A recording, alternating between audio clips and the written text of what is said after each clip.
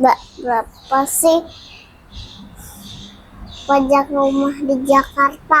Kayaknya lebih baik kalau pengen bikin kontrakan di luar Jakarta sih.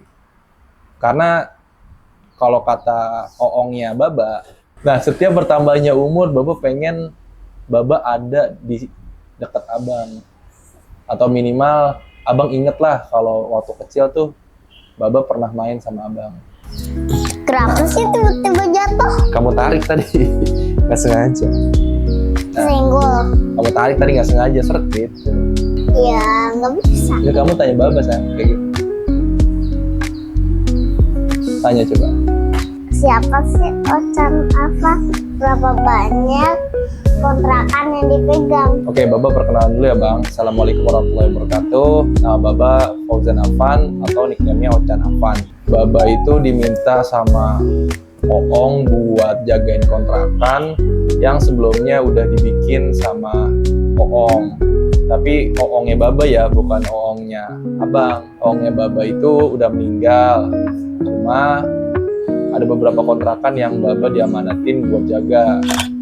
Salah satunya kontrakan yang ada di daerah Jakarta Selatan di kawasan Cilandak. Kalau ditanya berapa banyak kontrakan sih mungkin ada lebih dari beberapa yang bisa Baba handle dalam setahun. Kenapa setahun?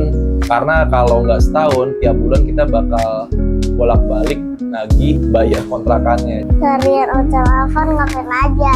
Oke, kalau keseharian Ocan Afan, sebenarnya Ocan Afan ini Baba ya. Baba itu kerja kantoran Bang. Cuman di samping kesibukan Baba sebagai pekerja kantoran, Baba juga mencoba buat mengelola kontrakan ini beriringan atau paralel. Akan ada draft-draft kontrak dari si pengontrak.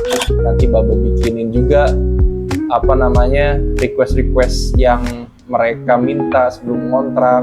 Atau kalau ada kendala dari kontrakan, nanti juga Baba yang atur buat tukang-tukangnya supaya bisa dibenerin segera. Apa aja yang dilakuin sebagai penjaga kontrakan? Oke, yang Baba lakuin sebagai penjaga kontrakan ya, biasanya bagi jadi 3 Bang. Yang pertama gimana sih kita ngerawat kontrakannya, apalagi kontrakan ini kan tipenya kontrakan dengan bangunan tua Bang. Perlu ekstra perhatian supaya yang kontrak juga nyaman. Terus yang kedua, ketika kontrakannya habis dan ada orang yang pengen masuk lagi atau nyewa lagi, kita harus selektif sama calon penyewanya. Kenapa harus selektif?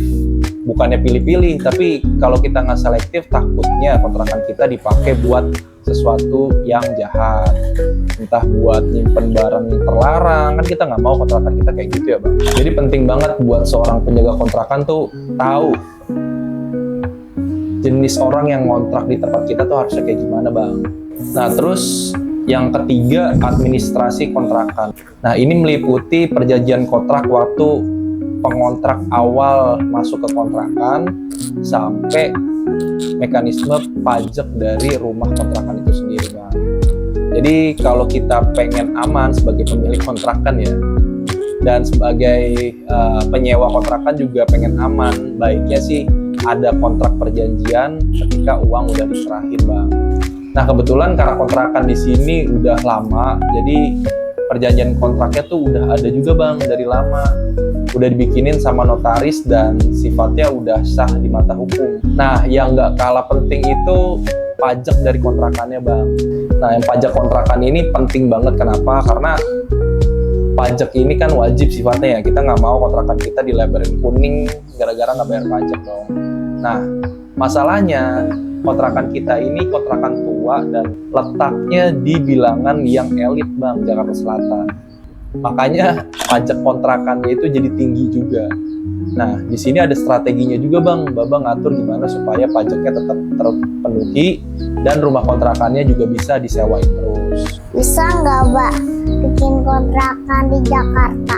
Sebenarnya sih kalau dari kacamata Baba yang megang kontrakan di wilayah Jakarta Selatan, kayaknya masih banyak ya tempat-tempat strategis di luar Jakarta yang bisa kita buatin kontrakan. Karena kalau kita lihat harga tanah di Jakarta aja udah nggak make sense banget Bang. Kayaknya lebih baik kalau pengen bikin kontrakan di luar Jakarta sih.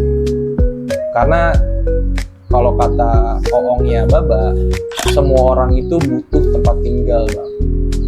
Jadi nggak mungkin kontrakan, kosan, atau apapun yang buat tempat tinggal nggak laku disewain. Kemarin Baba juga sempat ngobrol tuh sama teman-teman Baba, ternyata di daerah Bogor pajaknya juga belum terlalu besar. Jadi potensi buat bikin kontrakan di sana, khususnya di dekat perkantoran, di tempat-tempat kerja, atau di tempat-tempat yang emang butuh buat kontrakan, itu masih bisa banget dibikin di sana. Karena selain pajaknya kecil, di sana juga rame orangnya. Ada kegiatan perkantoran atau pabrik yang bikin kontrakannya bakal disewa terus tiap tahun, Bang. Jadi kalau ditanya harus bikin kontrakan di Jakarta atau di luar Jakarta, kalau sekarang sih Baba kayaknya prefer di luar Jakarta, Bang. Tapi saat ini Baba masih fokus buat jagain kontrakan oong aja pas dulu, supaya kontrakannya bisa tetap disewain buat teman-teman yang butuh kontrakan di bilangan Jakarta Selatan, Bang. Berapa sih pajak rumah di Jakarta? Oke, pertanyaan bagus, Bang. Nah, kalau ditanya pajaknya berapa, ya kita coba ambil contoh aja dari perumahan-perumahan di Jakarta Selatan ya, Bang. Ini Di juga daerah Jeruk rumah. Purut. Hah? Yang kita tempatin juga rumah. Iya benar, nih tempat kita tempatin juga rumah. Tapi kita coba ambil contoh dari perumahan aja, Bang. Karena teman-teman Baba masih banyak juga nih yang punya perumahan, yang masih ikut KPR di daerah-daerah Jakarta atau daerah sekitar Jakarta. Nah, kalau perumahan di Jakarta Selatan, kita coba ambil contoh di daerah Jeruk Purut, banyak banget, Bang, perumahan-perumahan elit. Itu harga unitnya, per satu unit aja itu ada di 5M. 5 miliar, itu satu unit. Dan ukurannya pun menurut Baba sih masih lebih oke kontrakan kita. Kenapa Baba bisa ngomong kayak gitu? Karena kalau di kontrakan, kita bayar nggak sebanyak bayar KPR, tapi kita bisa punya rumah lebih lega. Dan kalau ada apa-apa yang nanggung si pemilik kontrakannya, Bang. Bukan kitanya sebagai penyewa. Jadi, kalau menurut Baba, kalau emang kita belum mampu, apa salahnya sih kita ngontrak dulu aja, Bang? Apalagi dengan ngontrak, kita bisa nyari kontrakan yang posisinya lebih dekat ke kantor, lebih dekat ke tempat kita usaha, harganya pun lebih ekonomis. Jadi kita bisa punya banyak waktu dari tempat kerja ke rumah kita.